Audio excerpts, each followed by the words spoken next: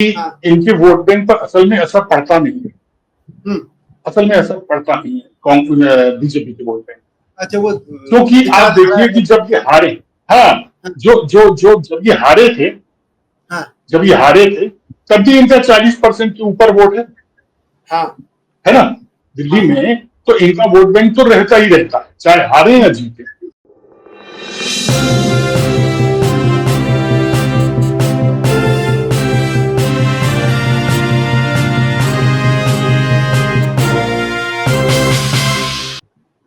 नमस्कार, स्वागत है आपका मेरे सत्यमेव जयते चैनल में और मैं हूं डॉक्टर हरीश चंद्र लखेड़ा।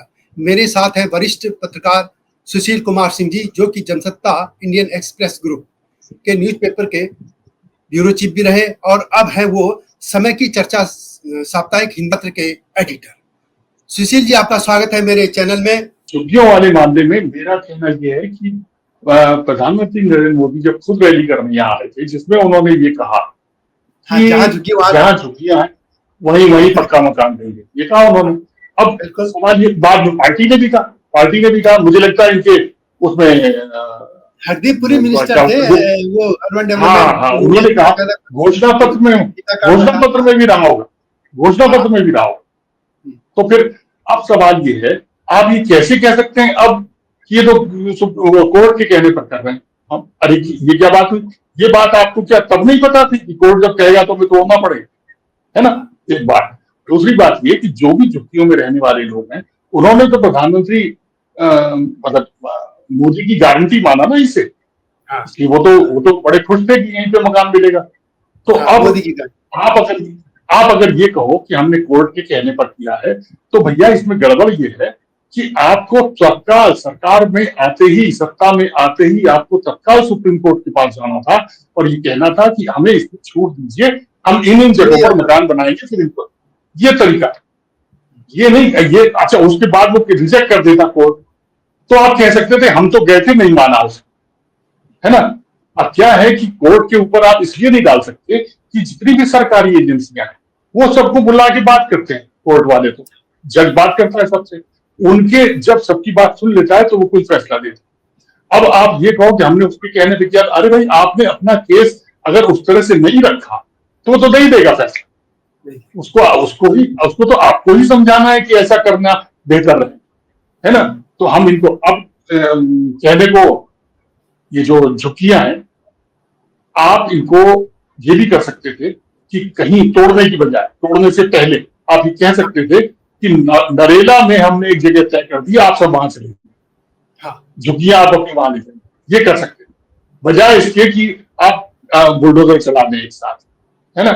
तो भाई अब ये आप इसको क्या कहोगे? इसको बड़ी विडंबना है कि क्योंकि गरीबों का तो कोई नेता होता नहीं है ना, ये बहुत इंपॉर्टेंट बात कह रहा हूं मैं, गरीबों का कोई नेता नहीं होता, हर पार्टी उनका दावा जरूर करती है, लेकिन हाँ, कोई नेता आपको ऐसा नहीं मिलेगा देश में जो गरीब हो, गरीब। हमेशा ध्यान रखें। हाँ, इसलिए इसलिए टीचरों का नेता टीचर होगा, हाँ, वकीलों का नेता वकील होगा, है ना? हाँ, डॉक्टरों का नेता डॉक्टर होगा, लेकिन गरीबों का नेता कभी गरीब नहीं गरीब होगा, वो अमीर ही होगा। अमीर हो जाता है। तो ये इसीलिए हम अब कितना मार्मिक दृश्य था वो कि एक बच्ची जो है वो कह रही है कि मेरी किताबें कॉपियां सब क्यों कर गए, हाँ, एक फोटो बहुत पहले भी आई थी। हाँ, हाँ, अब नहीं, अभी इसमें इसी कैंपेन में अभी जो हाँ, गिराई गई ना झुग्गियां, इन्हीं में हाँ, वीडियो चल रहा था उसका कि तुम पढ़ोगी, तो वो पूछ रहा है उससे रिपोर्टर शायद कि तुम कैसे पढ़ोगी, तो कहती अब मैं कैसे पढ़ूंगी, मैं तो उस में चला गया, मैं डूब गया, अब मैं हाथ दब गया मलबे में।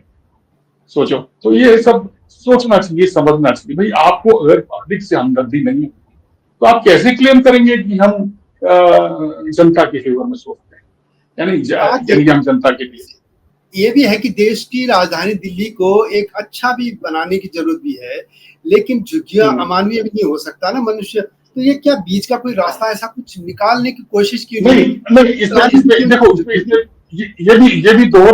ये भी दोहरा मामला है। असल में क्या है कि जो जो हमारे दिल्ली में करीब 2,500 शायद 2,500 या उससे भी ज्यादा unauthorise colonies, unauthorise regularise colonies, unauthorise colony ऐसी जिनको रेगुलराइज किया जा चुका, इनके अलावा भी अनऑथराइज कॉलोनी और बन गई होंगी, वो अलग बात तो है। लगातार बस्ती अब क्या रहती हो है। रहा है, हाँ, उनको तो आप करते रहते हैं, हाँ, उनको तो आप नहीं तोड़ते ना, ना हालांकि वो आप मास्टर प्लान में नहीं है, ना वो मास्टर प्लान के हिसाब से नहीं बनी, आप कोई नक्शा नहीं पास कराए, लेकिन आप उनको करते रहते हैं। क्या आज ये संभव है कि उत्तम नगर इलाके में कम से कम 25-30 कॉलोनी है, क्या आप सारी अनऑथराइज सब रेगुलराइज हो चुकी है? क्या आज ये संभव है कि सुप्रीम कोर्ट कहे कि ये स्लम नहीं चलेगा, आप तोड़ दो उनको? कैसे तोड़ा जाएगा उसको, है ना? ये है चक्कर। तो ये जो क्राउड है झुग्गियों वाला, इसके लिए कोई खड़ा नहीं होगा, इसके लिए कोई खड़ा नहीं होगा, है ना? उनके लिए 50 लोग खड़े हो जाएंगे अगर आप उत्तम नगर जैसी या गोविंदपुरी जैसे किसी इलाके को, जहां बहुत स्लम बन गया है, जहांगीरपुरी, उसको आप तोड़ने के जाओगे तो बहुत से लोग आ जाएंगे, उनके वकील खड़े हो जाएंगे 50। हाँ, तो मैं ये कहना चाह रहा हूँ, हाँ, तो इसीलिए ये भाई उनको तो तोड़ नहीं सकते आप। अब इसमें फर्क क्या है वो भी समझ गए। इनका कहना यह है सरकार का कि वो जो बनाते हैं वो प्राइवेट जमीन खरीदते हैं, खेत खरीद किसी का है, खेत वाले ने जो खेती करता था उसने प्लॉट काट के बेच दी अपनी जमीन, उस पर बना, तो वो प्राइवेट जमीन, जबकि झुग्गियां जो सरकारी जमीन पर बनी है, तो सरकार अपनी जमीन खाली कराएगी, है ना? अब इसका मतलब क्या हुआ कि सरकार तो अपनी जमीन खाली करा देगी, लेकिन सरकार शहर को ठीक बनाए रखने के लिए उनको नहीं तोड़ेगी। शहर को ठीक भी तो बनाना है। दिल्ली में 2/3 दिल्ली जो है वो स्लम है। बिल्कुल, अगर आप रेगुलराइज करते जाओगे सब कॉलोनीज को, तो वो तो पूरा ही स्लम बन जाएगा। आप कभी एयरपोर्ट से प्लेन से जब आप उतरते हो दिल्ली में, तो आप देखा है जब चक्कर लगाता है प्लेन कई बार, इतनी खराब लगती है, इतनी खराब लगती है दिल्ली, मैं क्या बताऊं। बहुत ही कम एरिया है जो कि ठीक लगते हैं उसमें। अच्छा, हाँ, बहुत ही कम एरिया। बॉम्बे में आप जब उतरते हैं तो आपको बहुत सारी सैकड़ों हाई राइज दिखेंगी, तो उसमें आप खो जाते हैं, स्लम कम दिखता है, जबकि वहां कम दिखता है, नीचे तक, एशिया का, हाँ, नीचे तक नजर नहीं जाती। और यहाँ पे स्लम बहुत ज्यादा, बिल्कुल, यहाँ पे अगर रात को आप उतरे, हाँ, रात को उतरे तो ज्यादा अच्छा है, आपको दिखता नहीं है कुछ। हाँ, तो वो तो जैसे दिन में उतरते हैं, दिन में उतरते हैं तो, हाँ, दिन में उतरते हैं तो कलई खुल जाती है, रात को उतरते हैं तो ऐसा लगता है कि तारे ही तारे हैं उनके बीच में उतर रहे, है ना? अच्छा, ये तारे चमक रहे हैं। झुग्गी जो है दिल्ली की सबसे बड़ी समस्या है, बंबई के अलावा यहाँ तो झुग्गी माफिया भी है, बसाता भी है, गरीब लोग तो हाँ, ये बिल्कुल है ना, वोट बैंक की राजनीति भी है। ये इसमें बहुत सारी चीजें हैं। ये मतलब इसको मैं मानूंगा कि दुबई में और सिंगापुर में दोनों जगह गाड़ियों की गिनती तय है। सिंगापुर में मान लीजिए अगर 10 लाख वो है गाड़ियां, तो उन्होंने 10 लाख दिए हुए हैं ड्राइविंग लाइसेंस। अब जो अगला एप्लीकेशन आएगी ड्राइविंग लाइसेंस की, वो तब दी जाएगी जब उन 10 लाख में से कोई सरेंडर कर दे। आई बात समझ में? तो कुल मिला के वो 10 लाख ही रहेंगी गाड़ियां, आते रहेंगे जाते रहेंगे, गाड़ियां उतरी रहेंगी। इस तरह उन्होंने बचाया हुआ अपने शहर। बहुत ही छोटी जगह है वो तो, उसमें अगर दिल्ली की तरह गाड़ियां भर जाएं तो वो तो वहां चलने की जगह ही नहीं बचेगी, लेकिन वहां नहीं है कुछ समस्या, है ना? ये दुबई में दिया था। वो दुबई में ड्राइविंग लाइसेंस इतना महंगा है, एक लड़की वहां से छोड़ के आई अपना काम और मुझसे कहने लगी कि मेरे डैडी ने मुझे जल्दी बुला लिया क्योंकि मेरा जो ड्राइविंग लाइसेंस है वो करीब 10 लाख रुपए का हो गया। मैंने कहा अरे, तो हाँ, तो वो मेरा मतलब है कि इस तरह से रोका जा रहा है। तो ये अब यहाँ क्या है, यहाँ पर ये है कि सरकार की ये नहीं, सरकार ये चाहती है कि ज्यादा से ज्यादा गाड़ियां बिकें ताकि हमें टैक्स मिले। ये है चक्कर। तो बिके का मतलब ये थोड़ी कि दिल्ली में ही भर जाए सब। अरे भाई कहीं बाहर भी बेच लो, है ना? ये एक बार जयराम रमेश ने कहा था, कोई एनवायरमेंट मिनिस्टर थे, कि एक घर में 6-6 गाड़ियां क्यों रख रहे हैं, और दूसरा इतनी बड़ी गाड़ियां क्यों बना रहे हैं जिसमें 4-4 आदमी बैठ सकते हैं, एक आदमी उसमें जा रहा है, और डीजल की क्यों बना रहे हैं। वो बात फिर आई गई हो गई। तो वो शायद मिनिस्टर थे या इस सरकार को बाहर हो गई थी यूपीए सरकार, लेकिन जयराम का था एक। तो ये बड़ा अच्छा कहा था जयराम ने, गाड़ियां दिल्ली में। अरे मैं बता रहा हूँ आपको कि ये जो पेट्रोल और डीजल की अलग अलग गाड़ियां हैं ना, इनकी बाकायदा लॉबीज बनी हुई है, इनकी लॉबीज हैं बाकायदा। वो डीजल के लिए लड़ने वाले अलग हैं, पेट्रोल के लिए लड़ने वाले अलग हैं। और वो इंटरनेशनली है, मतलब अगर यहाँ पे कोई समस्या पैदा हो जाए तो दुनिया भर से सपोर्ट मिलने लगेगा। कोई अपनी कोई रिपोर्ट पेश कर देगा, कहीं से कोई रिपोर्ट आ जाएगी, साहब देखिए इसमें तो है नहीं ऐसा, हमको क्यों रोका जा रहा। हाँ अब बात यह है कि हमें कोई ना कोई रोक लगानी पड़ेगी हमारे यहाँ। अब मैं आपको दूसरे तरह से बताऊं, हमारे दिल्ली में जब शीला दीक्षित थी, जब तक वो रही, हाँ मुझे लगता है यानी मुख्यमंत्री रही है तब तक वो शायद 70 या 72 उन्होंने फ्लाईओवर बनवाए थे, हाँ है ना। उसके बाद ये आम आदमी पार्टी की गवर्नमेंट आई, इसने भी बहुत सारे फ्लाईओवर बनवाए, मुझे लगता है 50 से ज्यादा बनवाए। और इन्होंने पुरानी चीजें भी पूरी की हैं, जैसे रानी झांसी रोड का फ्लाईओवर था, वो पता नहीं कब से लगता था। जैसे सिग्नेचर ब्रिज, वो तो बेचारा 16-17 साल में बनाया ना, पता नहीं क्या हुआ उसका। अरे उसमें बहुत ही पंगा था। उसमें क्या हुआ कि वो बीच में कंडक्टर, वो जो ठेकेदार था, वो छोड़ के भाग गया। फिर दूसरा लाया किसी तरह घेर घार के, और उसने भी कुछ उसने इतने पैसे मांगे कि वो क्लियर नहीं किया कर रही थी सरकार, तो वो भी किसी तरह इन्होंने पूरा करवाया। और फिर कई चीजें और भी बनी हैं जो कि बेहतर है। जैसे आपको जनकपुरी के पास विकासपुरी से लेके फिर आपको रोहिणी के पास तक वो हाँ एक बनाए नहीं, ये पंजाब बाग की तरफ पूरी सड़क ऊपर चली जाती है, बहुत दूर तक, बहुत दूर तक ऊपर एक सड़क चली जाती है। बिल्कुल विकासपुरी से जाती है ये आगे तक, बिल्कुल हाँ, रोहिणी के पास तक जाती है, बहुत बढ़िया बना। तो अब हाँ, तो ऐसी कई चीजें और भी बनी। लेकिन अब आप मुझे बताओ कि इतने फ्लाईओवर, यानी करीब 150 फ्लाईओवर बन गए दिल्ली में, उससे क्या हुआ? आपकी समस्या नहीं रुक रही है। उससे हुआ क्या है, फ्लाईओवर बना के आप क्या करते हैं, यहाँ का जाम उठा के यहाँ ले जाते हैं दूसरे, आप थोड़ी दूर। ये है बात, यहाँ का जाम उठा के यहाँ पे ले जाते हैं। अरे यार, जाम लगना ही क्यों? अब ये जो, और इसका एक और देखिए कितने पहलू है एक चीज से जुड़े हुए। हाल ही में सरकार ने डिक्लेयर किया है, गडकरी जी की मिनिस्ट्री ने, कि साहब हम वो ये जो उबर, ओला और रैपिडो वगैरह हैं, ये पीक आवर्स में दुगने पैसे ले सकते हैं। हाँ अभी हुआ ना ये, हाँ, ये जो पीक आवर्स क्या है पता है? ये वो है जब सबसे ज्यादा जाम रहता है। हाँ, सबसे ज्यादा जाम रहता है, वही पीक आवर्स है दिल्ली में। पीक आवर्स का मतलब वही है। हाँ, तो शाम को 3-4-5 घंटे और सुबह 3-4-5 घंटे, ये पीक आवर्स। दोपहर में नहीं होगा, देर रात को नहीं होगा, है ना। तब तो हाँ, बढ़ाओ। अब इससे क्या होगा कि आप जो 40 मिनट की यात्रा है, वो पीक आवर्स में करीब 1.25 घंटे में या 1.5 घंटे में पूरी हो, और पैसे भी दुगने लगेंगे। देखिए गड़बड़ है ना, टाइम भी ज्यादा लगेगा, पैसा भी ज्यादा दो। हाँ, टाइम। तो भैया ऐसा शहर, ऐसी व्यवस्था क्यों बनाई जा रही है जिसमें पैसा भी ज्यादा देना और देरी भी ज्यादा होगी? अरे भाई, आप ऐसा कुछ करो ना कि ये रुके, तो आपको यहाँ पर गाड़ियों की संख्या पर रोक लगानी ही पड़ेगी किसी न किसी तरह। नहीं तो आप कितनी सड़कें बनाओ।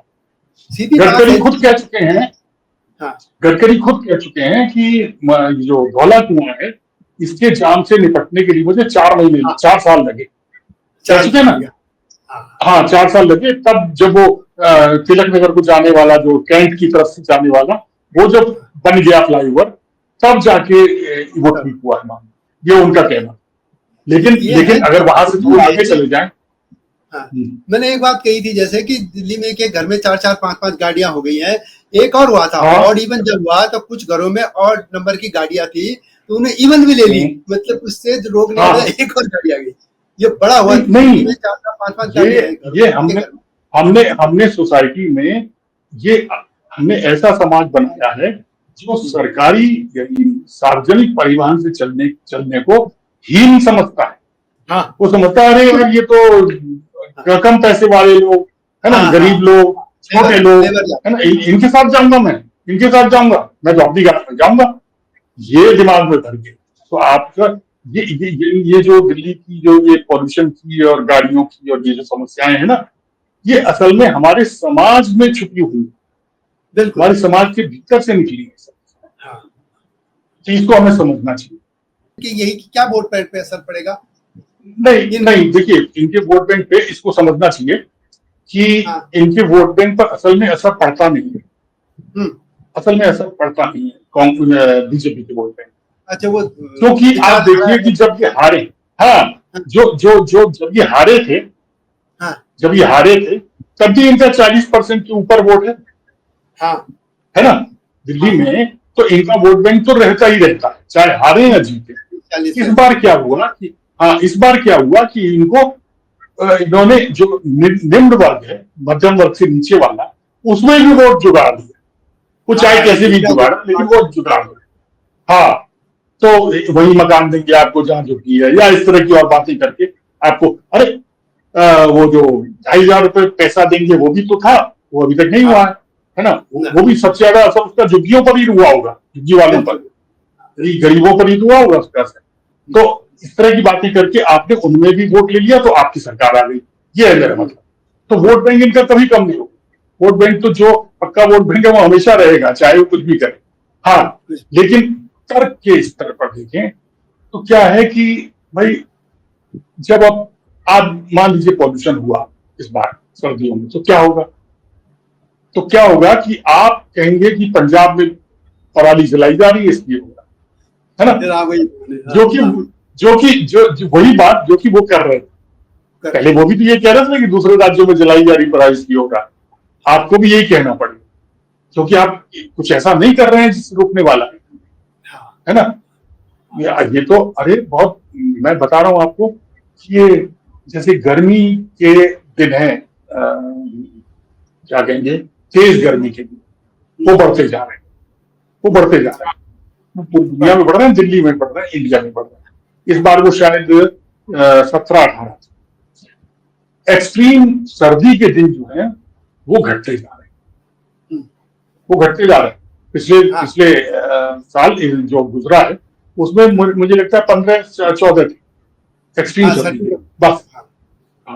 तो सर्दी के दिन घटते जा रहे हैं, गर्मियों के दिन बढ़ते जा रहे हैं। इसी तरह ये जो एक्सट्रीम मौसम के दिन है, भयानक बारिश, बहुत तेज बारिश, वो कम टाइम में बहुत ज्यादा बारिश, ये बढ़ता जा रहा है ना। ये सब हम असल में हम बहुत बड़े क्राइसिस की तरफ बढ़ रही है दुनिया, ये ग्लोबल वार्मिंग के चक्कर, है ना। जैसे जैसे ग्लोबल वार्मिंग बढ़ रही है, हाँ, वो बढ़ता है। अब हर देश को अपने लिए उसकी तैयारी करनी, अपने हिसाब से। हम क्या कर रहे हैं उसकी तैयारी हमें तो, मतलब मैं तो नहीं जानता। एक तरह की घुमंतु प्रजाति है ना झुग्गी वालों की, तो कभी यहाँ है कभी वहां है, तो इसलिए अगर मान लीजिए झुग्गी वालों से, झुग्गी वालों को अगर कहीं से उखाड़ दिया जाए तो ये थोड़ी है कि वो वहीं कहीं आसपास ही रह जाएंगे, आसपास कैसे उनको बना ले, है ना, उनको जाना तो पड़ेगा। तो उनके वोट भी जा रहे हैं, वो ये वोट आमतौर पर, मुझे तो लगता है इस बार उन्होंने बीजेपी को वोट दिए थे, लेकिन ये आमतौर पर आम आदमी पार्टी के वोट हुआ करते थे आमतौर पर, है ना। ये भी हो सकता है जरूरी बिल्कुल। हाँ, मुझे मुझे मुझे मतलब अभी, क्योंकि और बहुत जल्दी भी है, सिर्फ 4-5 महीने तो हुए हैं, इसलिए अभी अपन आप ये नहीं कह सकते हाँ कि ये इस पर क्या असर पड़ेगा। हाँ, धीरे धीरे जब आपको ये लगे कि ये तो बहुत ज्यादा हो गया और पब्लिक परेशान होने लगे, है ना, तो होता क्या है कि यंगस्टर्स जो है ना, उनमें फिर वो हिंदुत्व वाला मामला नहीं रहता। वो छात्र जो है, कॉलेज के लड़के, यूनिवर्सिटी के लड़के, तो उनकी भीड़ होती है, तो फिर वो ऊट पटांग बोलने लगते हैं, वो सरकार के खिलाफ भी बोलने लगेंगे, वो बीजेपी के खिलाफ भी बोलने लगेंगे, एक मैसेज फैलने लगेगा। हाँ, फिर वो वहां से शुरुआत होती। तो इनको, लेकिन भाई आपको, मैं तो ये मानता हूँ इनके पास बहुत सारी चीजें हैं और ये कर सकते हैं, क्योंकि इनके फेवर में है सब कुछ। हाँ, ये इनके सामने कोई अड़चन नहीं है ना, केजरीवाल के सामने थी। हाँ, जब सब जगह है तो फिर करना चाहिए, अब कर सकते हैं। अब अगर यही नहीं कर पाएंगे तो फिर तो आप ये समझिए कि इनकी पर्सनल नाकामी होगी, अपने मुख्यमंत्री की, मंत्री की, है ना, इनकी पर्सनल नाकामी। यदि अच्छा कर कहा जाएगा, हाँ बिल्कुल मुश्किल हो जाएगा, बिल्कुल अच्छा करके फिर तो कोई हटा ही नहीं। तो ये थे सुशील कुमार जी। ये वीडियो कैसी लगी? इस वीडियो को वैसे हम कई अलग अलग हिस्सों में 2-3 वीडियो आपके सामने लाएंगे। सभी पे कमेंट अवश्य कीजिएगा और नए नए मुद्दों के साथ, खासतौर पर दिल्ली के मुद्दों को लेकर मैं आपके सामने आता रहूंगा। शेयर करना न भूलना वीडियो को और चैनल को सब्सक्राइब। जल्दी आऊंगा नई स्टोरी के साथ, तब तक नमस्कार। हिमालय पे पेड़ हो तो गीत गाएंगी नदियाँ, गीत गाएंगी नदियाँ। पेड़ों पे चिड़िया है तो गीत गाएंगी नदियाँ, पेड़ों पे चिड़िया है तो गीत गाएंगी नदियाँ। माँ की लोरी जैसे होते हैं नदियों के गीत।